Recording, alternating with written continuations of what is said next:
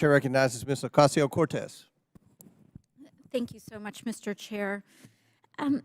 You know, much of the work of this committee is done alongside the work of the Government Accountability Office, which provides reporting to the Oversight Committee as well as the whole of government and the public about vulnerabilities in overall federal operations. In 2020, the GAO, said office, reported that Border Patrol does not currently have reliable information on deaths, serious injuries, and suicide attempts, and has not consistently reported deaths of individuals to Congress.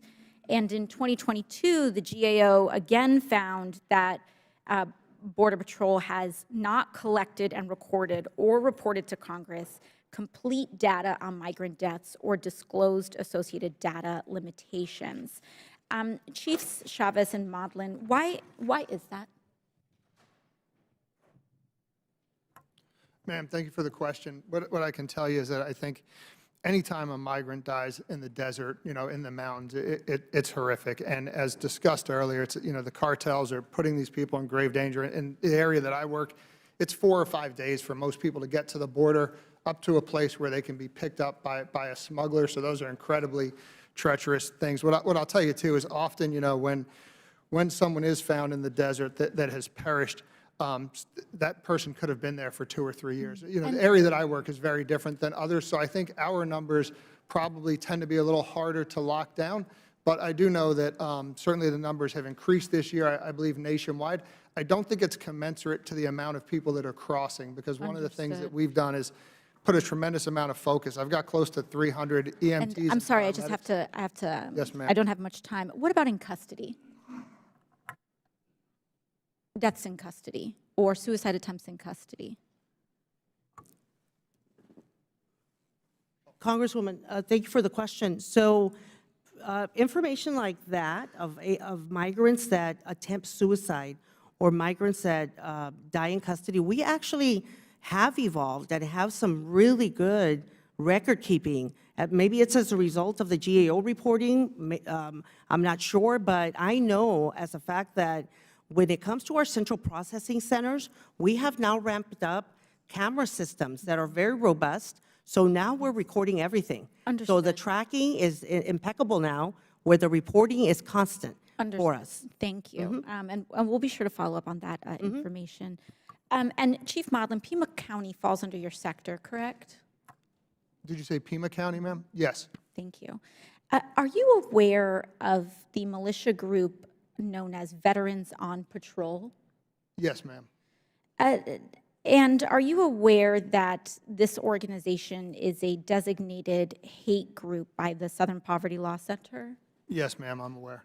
And are you aware that agents in Pima County, CBP agents in Pima County, have had regular contact and according to this report, seems to have received assistance from this organization?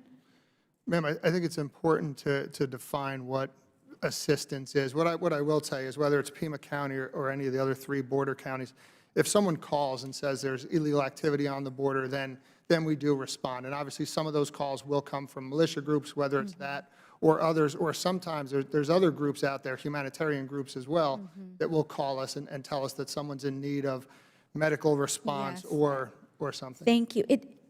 I ask because Veterans on Patrol, again, a designated hate group, does publish quite a bit of their own media, which includes agents in some of these videos that they post. In one, over the course of the conversation, an agent greets militia members with a high five. This is an organization that spreads anti-Semitic conspiracies and beyond. And I was wondering if your sector has a policy regarding agents interfacing with known members of designated hate organizations. Thanks again for the question, ma'am. So what I can tell you is that I don't know that it's possible to separate all interaction with any group that's down on the border. Certainly, we do not encourage militia groups or anyone else to be in the border environment.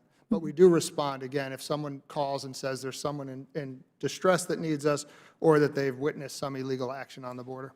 If you were to discover agents actively working with hate groups and militias, would their employment be terminated? So our agents, ma'am, are all part of a bargaining unit. So that there is, CBP has a table of penalties, and then, of course, that they're afforded right to representation and stuff. So I don't know that I could say that, what would and wouldn't trigger an automatic termination, but there would certainly be a disciplinary process. Thank you. Gentlelady yields back.